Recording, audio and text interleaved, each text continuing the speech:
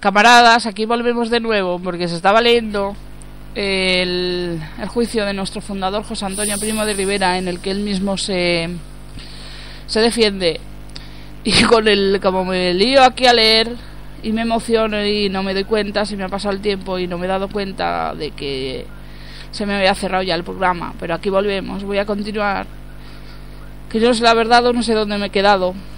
Os estaba diciendo que decía José Antonio, dice: algún orador se dedica a decir por ahí que las únicas fuerzas nacionales son la de Falange y la suya. ¿Por qué no os deja en paz a la Falange? Su elogio nos hace la misma gracia que ese refrán de el hombre y el oso, cuanto más feos, más hermosos. Que nos llamen feos no nos importa, pero que nos empareje con el oso. Llegan las nuevas elecciones, regocijo de las derechas. Blanco y Negro organiza aquella encuesta de que yo os hablé y me pide opinión. Se publicó el 25 de diciembre y está reproducida en la página cuarta del número 33 de arriba. Era una pregunta: ¿Quién cree que ganará? ¿Triunfará las derechas? ¿Cuándo será la composición del nuevo Parlamento? Hice conjeturas bastante aproximadas, como pude comprobar más tarde, una vez conocido el resultado de las elecciones. ¿Qué suceso para el año próximo? Y le contesté esto: las izquierdas burguesas volverán a gobernar sostenidas en un equilibrio dificilísimo entre la tolerancia del centro y el apremio de las masas subversivas. Si los gobernantes, Azaña por ejemplo, tuvieran el inmenso acierto de encontrar una política nacional que les asegurara la sustitución de tan precarios apoyos por otros más fuertes y duraderos, ¿acaso gozará España de horas felices? Si, como es más probable, no tiene ese acierto, la suerte de España se decidirá entre la revolución marxista y la revolución nacional. Como se ve, mi actitud, la actitud nuestra ante la coyuntura probable de un gobierno Azaña era bastante benévola. Estaba llena de interés benévolo y discreto. Nuestra actitud no era de hostilidad cerrada, ni nada menos, ni nada semejante. Quizá porque este panorama de retorno de Azaña estaba predicho por mí desde el 28 de marzo de 1935, cuando escribí en arriba: antes de la primavera del año próximo tendremos a Azaña en el poder. Y lo hice como resultado de una política estúpida de las derechas. Ya auguré que vendría Azaña, y cuando triunfó el Frente Popular y entró Azaña, escribí en este periódico: sucedió lo que tenía que suceder. Azaña ha tenido dos ocasiones. La de ahora es peligrosa. Si no vuelve a las chinchorrerías del primer bienio, a coger a un comandante y a echarlo porque su mujer vaya demasiado a misa, si no se vuelve a estas cosas con este ímpetu, puede hacer el gobierno una gran obra, y tiene la obligación de hacer una obra revolucionaria en lo social, mucho más amplia de la que hizo la otra vez. Esto lo encontraréis en un trabajo que titulé Azaña, comentado el discurso pronunciado por Azaña en el campo de comillas. Adhesión total, entusiasta a cuanto hicieron las derechas, no, a las izquierdas tampoco. Yo creo que el gobierno de Casares Quiroga tuvo mucho la culpa de que pudiera estallar este movimiento, porque sembró aquel dislocamiento de todas las fuerzas, metió en la cárcel a tal cantidad de personas entre las que me cuento, sembró pequeñas incomodidades que predispusieron a todos y creció el espíritu crítico. Si eso, podríais tener la seguridad de que no habría en la ducha tanto joven ni de que se hubiera podido provocar una locura de estas a espaldas de personas responsables. De mí, por ejemplo, no os voy a decir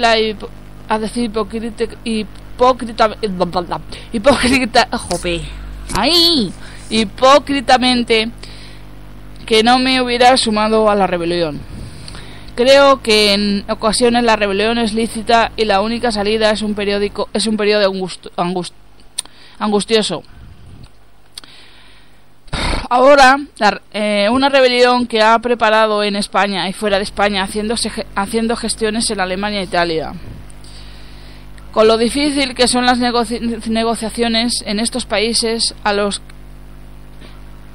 las dos naciones de diplomacia más intrincada y difícil, en donde hace falta meses para conocer el vocabulario, para que un día en la cárcel me encuentre con que ya está todo armado y sin saber a dónde va, y que hay muchos míos, unos matando y otros muriendo, otros haciendo las ferocidades de que el señor fiscal me da ahora la primera noticia, atrocidades que por otra parte me van a permitir que ponga en cuarentena, porque sé que mis camaradas no son capaces de cometerlas.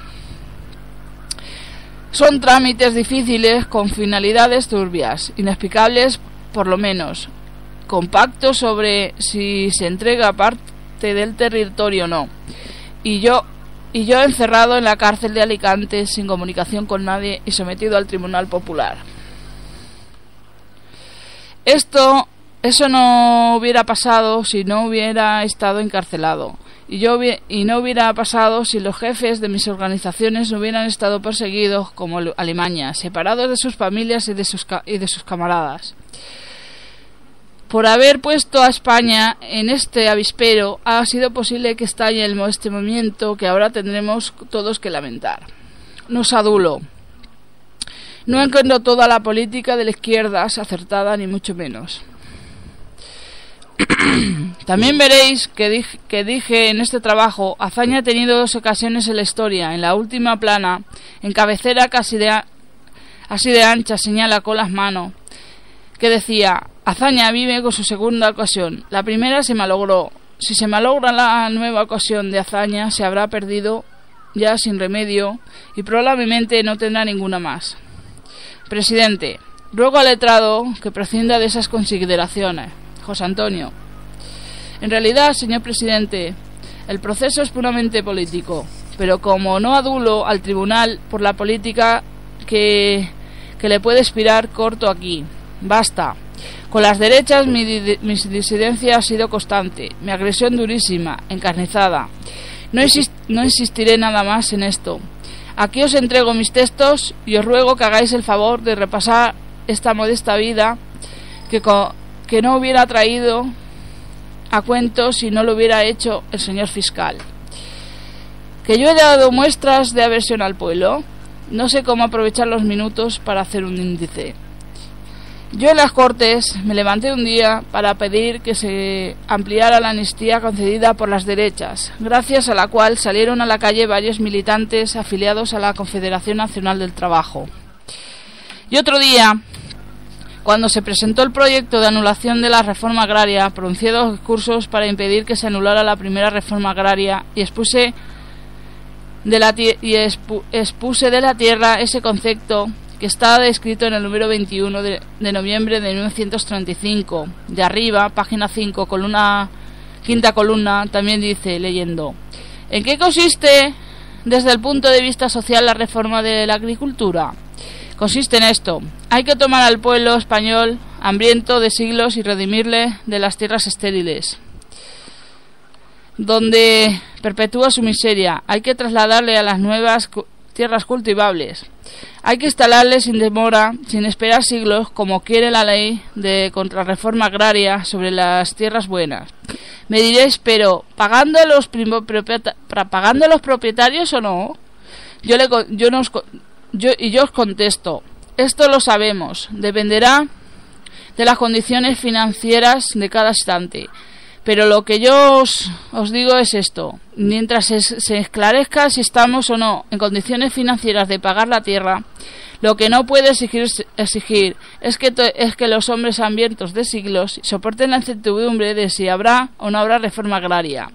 A los hambrientos de siglos hay que instalarlos como primera medida y luego se verá si se pagan las tierras, pero es más justo y más humano salvar y salva a más número de seres que se haga la reforma agraria, a riesgo de los capitalistas, que no a riesgo de los campesinos.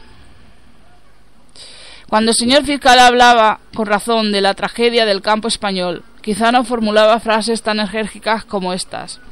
Y cuando la revolución de Asturias me levanté en las Cortes y dije que en una revolución hay que atender siempre a dos cosas. Primero a dominarlas y después a ver si tenían razón. Una revolución no estaña sin razón nunca. Cuando decían frivolamente los mineros de Asturias que quieren si ganan 17 pesetas, yo les decía, pero ¿es que creéis que lo hacen por ganar 2 o 3 pesetas más? Han empezado a botarse edificios por los campesinos andaluces que ganan 1 peseta y 6 reales o 6 reales. Esto es lo que hay en la revolución de Asturias, si tenéis inteligencia para remediarlo. Y esto, ahora que habéis dominado la revolución, no haréis más que enjuiciar y precipitar la segunda revolución de Asturias. He querido que vengan los discursos. Algunos están aquí, por ejemplo, el que pronuncié cuando me puse a la proposición acusatoria contra el señor Azaña. Como sabéis, la fecha no os contará encontrarlo. Vamos al tercer capítulo de mi vida privada, señor fiscal, perdóneme. No. El señor fiscal sabe ya cuáles han sido mis viajes al extranjero. He estado en Berlín una sola vez, en mayo de 1934.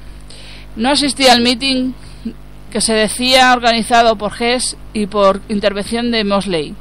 No conozco ni a uno ni al otro. En cambio, nadie me preguntó si conocía a Hitler, lo que podía ser más comprometido, y sin embargo confieso que sí lo he visto. Le vi unos minutos, 4 o 5, y ya comprenderéis en ese espacio de tiempo lo que pueden hablar un alemán y un español, un alemán que no sabe español y un español que no sabe alemán. ¿Qué estaba preparando entonces esta revolución? Pero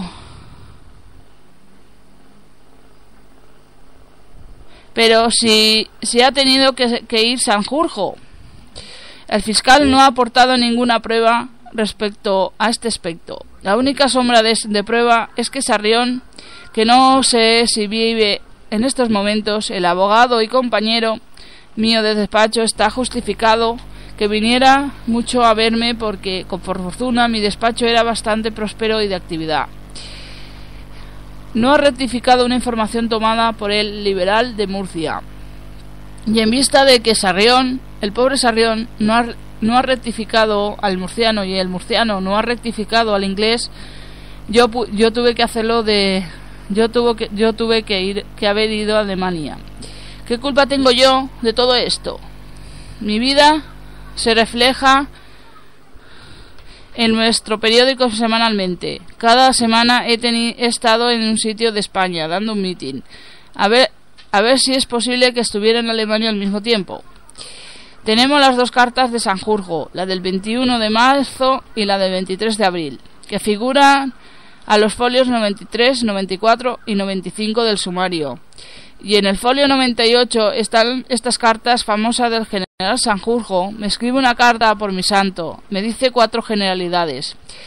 Como por lo visto se pierden las cartas de Sanjurjo y los telegramas, yo aprovecho una visita de no sé quién que me dice que va a Portugal y le digo que le dé las gracias y le escribo al margen, contestando de palabra por persona segura. Si sería segura aquella persona que en abril me escribe nueva carta y me dice: no sé si habrás recibido la mía anterior. No había recibido la suya. No solo no había recibido la suya anterior. Me vuelve a decir en otra nueva carta nuevas generalidades. Me da el pésame por mi primo Andrés, que acaba de morir y nada más. Y el general me habla de tú y yo a él de usted. Me escribe 2 cartas en clave, donde no se menciona ningún asunto donde me dice vuelvo a Alemania. ¿Y ello qué demuestra? Esto, que es lo importante, que Sanjurjo y yo no tenemos correspondencia, puesto que para la segunda carta se sirve de alguien, lo que revela que yo recibí, que no, jolín, lo que revela que no recibió la contestación a la primera, y que esta falta no le preocupó ni por poco ni por mucho. Esta carta es todo el indicio respecto de las comunicaciones con Alemania.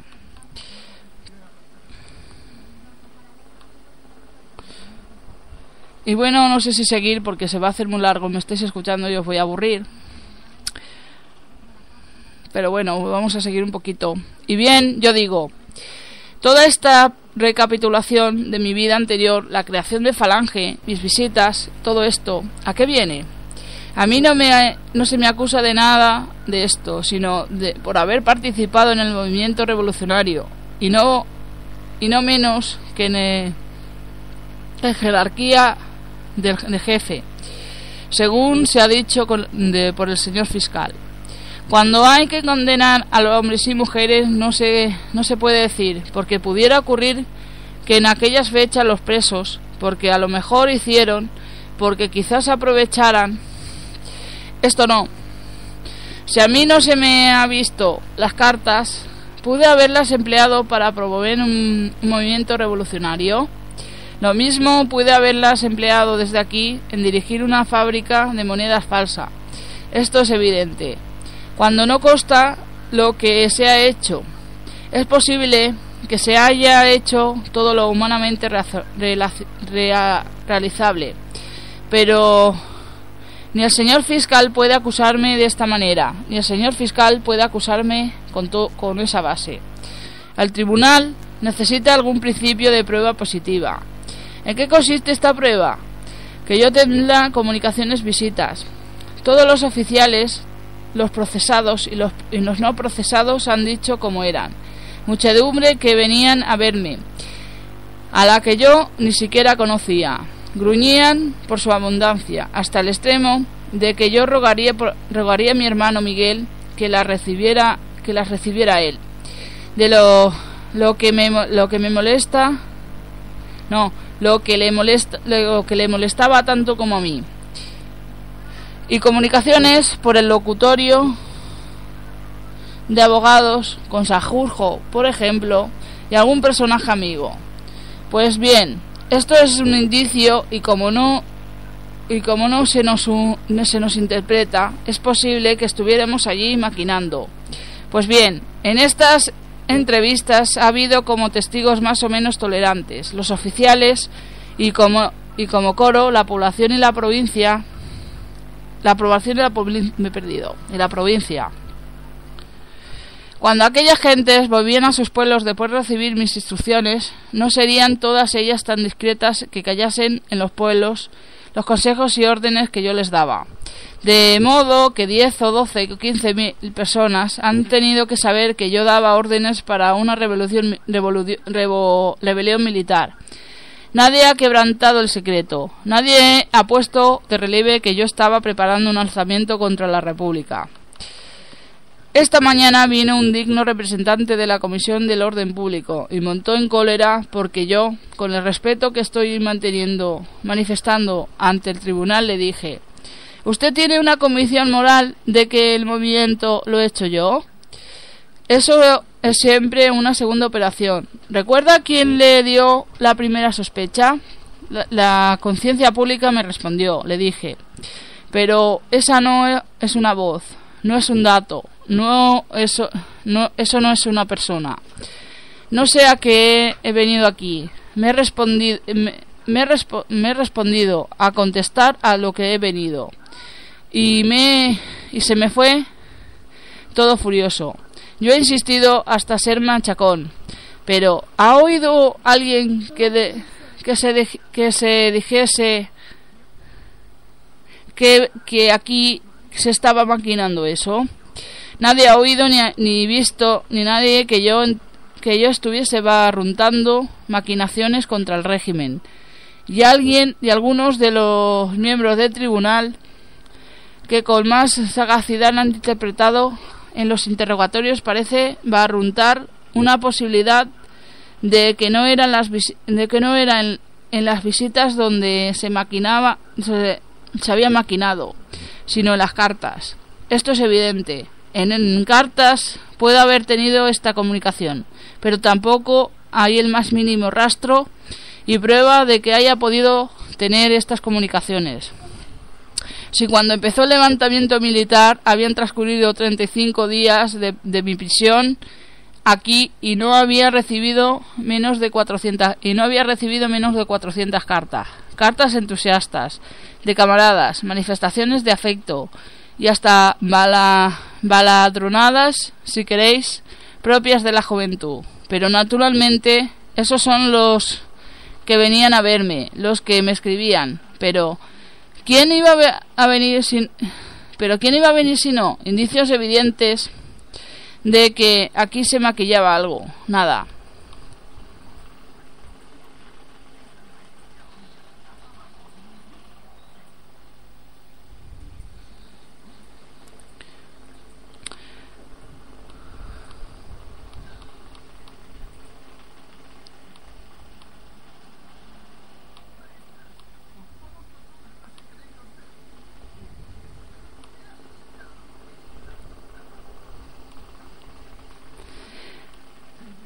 Bueno, vamos a seguir.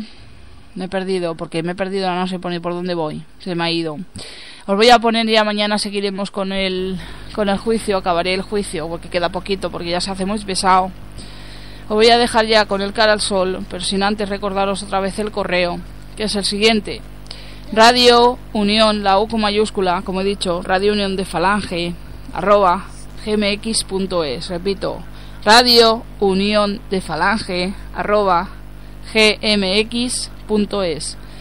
La plataforma es www.plataformaparallaunidadnacionaldefalange.org.